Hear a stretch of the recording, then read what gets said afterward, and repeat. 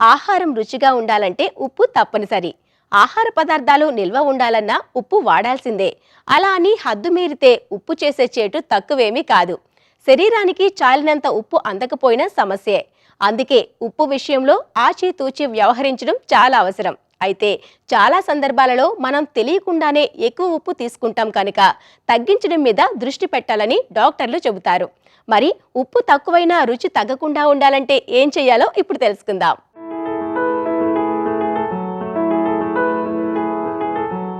మనం కూరల్లో ఖచ్చితంగా ఉప్పు వేసుకుంటాం. రుచి రావాలంటే అది తప్పనిసరి అనేది మన నిశ్చితాభిప్రాయం. అలాంటి రుచికి అలవాటు పడటం వలన ఉప్పు లేని కూర తినటానికి వెనకాడతాం. అయితే అంతటితో ఆగకుండా మళ్లీ పెరుగులో కూడా తప్పనిసరిగా ఉప్పు కలుపుకుంటాం. నిల్వ పచ్చళ్ళలో నిల్వ ఉండటం కోసం అందులో ఉప్పు ఎక్కువగా వేస్తారు. ఇవే కాకుండా మార్కెట్లో దొరికే స్నాక్స్, ఫాస్ట్ ఫుడ్స్ లో కూడా ఉప్పు చాలా ఎక్కువగా ఉంటుంది. అందువలన మనకు తెలియకుండానే చాలా ఎక్కువగా ఉప్పు తింటాం. మానవ శరీరం పనిచేయటానికి సోడియం ఒక ముఖ్యమైన ఖనిజం.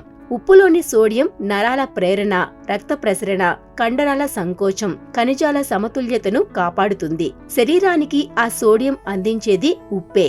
మన శరీరానికి ఉప్పు అవసరమే అయినా ఆ మోతాదుకు మించి ఉప్పు తీసుకోవటం వలన రక్తపోటు లాంటి రకరకాల ఆరోగ్య సమస్యలు వస్తాయి.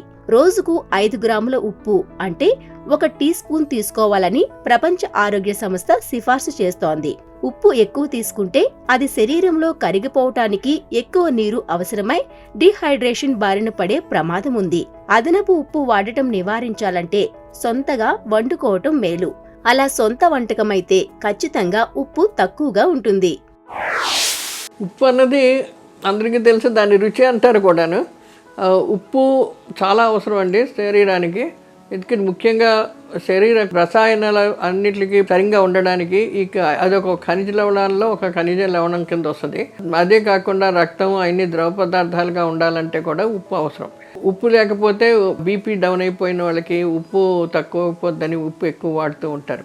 కానీ అన్నిటికీను ఉప్పు మటుకు మామూలుగా ఏంటంటే ఒక మోతాదుగా తీసుకోవాల్సిన అవసరం ఉంది. రోజుకి 5 గ్రాములు ఉప్పు అంటే 1 టీ స్పూన్, లెవెల్డ్ టీ స్పూన్లో ఉప్పు రోజంతటికి ఉండవలసి ఉంటుంది. అంతకంటే ఎక్కువ తింటే మనకి చాలా ప్రాబ్లమ్స్ వస్తాయి. కార్డియాక్ ప్రాబ్లమ్స్, బీపీ, తర్వాత కిడ్నీ ప్రాబ్లమ్స్ ఇవన్నీ వస్తాయి అన్నమాట. దానివల్ల ఏంటంటే ఉప్పు చాలా ఇంపార్టెంట్. అది ఒక పోషక విలువ కింద తీసుకుంటున్నాం కాబట్టి దాని మోతాదు ఎక్కువ తీసుకోకూడదు, తక్కువ తీసుకోకూడదు. ఒకటే రకంగా ఉంటే మనకి బాడీలో ఉన్న ఎలక్ట్రోలైట్ బ్యాలెన్స్ బాగా బ్యాలెన్స్ చేస్తూ ఉంటుంది అనమాట. ఇప్పుడు ఇవి ఎలా తినాలి అనేది మన ఆహార పదార్థాలు బట్టి ఉంటుంది. చాలా మటుకు కూరగాయల్లో, ముఖ్యంగా ఆకుకూరలు, కొన్ని కూరగాయల్లో న్యాచురల్గా ఉప్పు ఉంటుంది.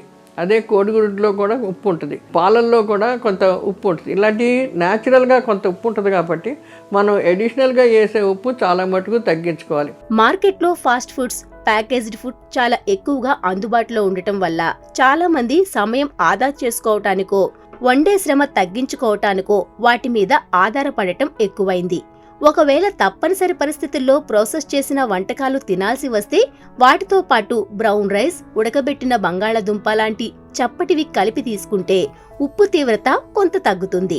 చీజ్తో వంటకాలు చేయాల్సి వస్తే అది కొనేటప్పుడు తక్కువ సోడియం ఉన్న చీజ్ ఎంచుకోవాలి. చేపలైతే వేపుడుకు ముందు నువ్వుల గింజలతో పొర్లించటం మేలు.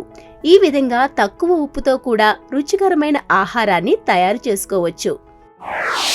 చాలామంది ఏం చేస్తారంటే ఆ జ్యూస్ చేసినప్పుడు కూడాను అందులో కొంచెం ఉప్పు, కొంచెం నిమ్మకాయ అన్నీ కలుపుతూ ఉంటారు. అలాంటి పైన వేసే ఉప్పుని బాగా తగ్గించుకుంటే ఉప్పు మన వాడకం చాలా తగ్గుతూ ఉంటుంది అన్నమాట. ఇంతే కాకుండా ఏంటంటే ఈ ఫాస్ట్ ఫుడ్స్ ఉంటాయి, తర్వాత ఏమో ఈ రకరకాల చికెన్ రెసిపీస్ అన్నీ బయట అమ్మేవన్నిటిలో ఏంటంటే ఉప్పు చాలా ఎక్కువగా వాడుతూ ఉంటారు. వాళ్ళు ప్రిజర్వ్ చేసి ఉప్పేసి నానబెట్టి మళ్ళీ ఉప్పేసి అన్నిటిలో వాడుతూ ఉండడం వల్ల అటువంటి తినడం వల్ల ఉప్పు శాతం మనకి కావాల్సిన దానికంటే చాలా ఎక్కువైపోతుంది. కాబట్టి బీపీ, కార్డియాక్ ప్రాబ్లమ్స్ ఇటువన్నీ వస్తూ ఉంటాయి అన్నమాట. ఇంకోటి ఏంటంటే మన వాడుకలో జనరల్గా ఏంటంటే చాలా ఎక్కువ పచ్చళ్ళు వాడతాం. ఆ పచ్చళ్ళు సాధ్యమైనంత మటుకు చాలా తగ్గించేసేయాలి. రెడీమేడ్ పచ్చళ్ళు మనకి ఎప్పటికప్పుడు చేసుకుంటాం, ఆ పచ్చళ్ళలో కూడా బాగా ఉప్పు తగ్గించి బల్ల మీద పెట్టుకునే ముందు కొంచెం ఓ చిటికెడు ఉప్పు వేసుకొని కొంచెం నిమ్మకాయ వేసుకుంటే ఆ ఉప్పు లేని బాధ మనకు తెలియదు అనమాట. ఇంకోటి ఏంటంటే చింతపండు ఎక్కువ వాడిన సామాన్లు తగ్గించుకోవడం మంచిది. దానివల్ల ఉప్పు చాలా ఎక్కువ పడుతుంది. ఈ పులుసులు అలాంటివి చాలా ఎక్కువగా వాడుతూ ఉంటే అందులో ఉప్పు ఎక్కువ పడుతుంది. అది చాలా తగ్గించుకొని చింతపండు బదులు మన ఈ ఆమ్చూరు కానీ ఇలాంటివన్నీ అంటే మీకు ఉప్పు వాడకం తగ్గించుకోవచ్చు. ఉప్పు వాడకాన్ని తగ్గించాలనుకుంటే ఇంటి వంటకాలు మేలు అన్న సంగతి తెలుసు. అయితే తప్పనిసరి పరిస్థితుల్లో ప్యాకేజ్డ్ ఆహార పదార్థాల మీద ఆధారపడాల్సి వస్తే కనీస జాగ్రత్తలు తీసుకోవాలి. లేబుల్ మీద సోడియం లేని అని ఉన్నా, అతి కొద్ది సోడియం మాత్రమే వాడినట్టు ఉన్నా అవి తీసుకోవచ్చు.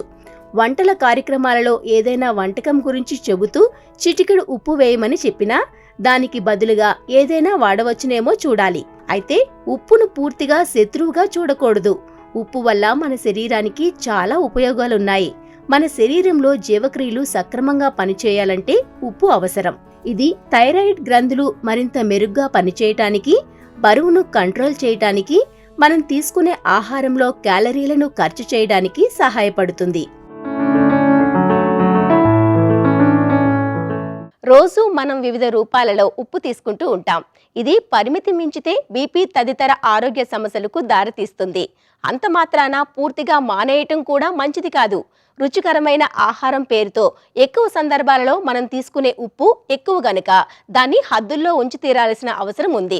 అందుకే తక్కువ ఉప్పుతో రుచికరమైన వంటలు తయారు చేసుకోవటం మీద దృష్టి పెడితే సాధ్యమైనంత వరకు ఉప్పు వాడకాన్ని పరిమితం చేసుకోవచ్చు. ఆ విధంగా ఆరోగ్యాన్ని కాపాడుకున్న వాళ్ళమవుతాం.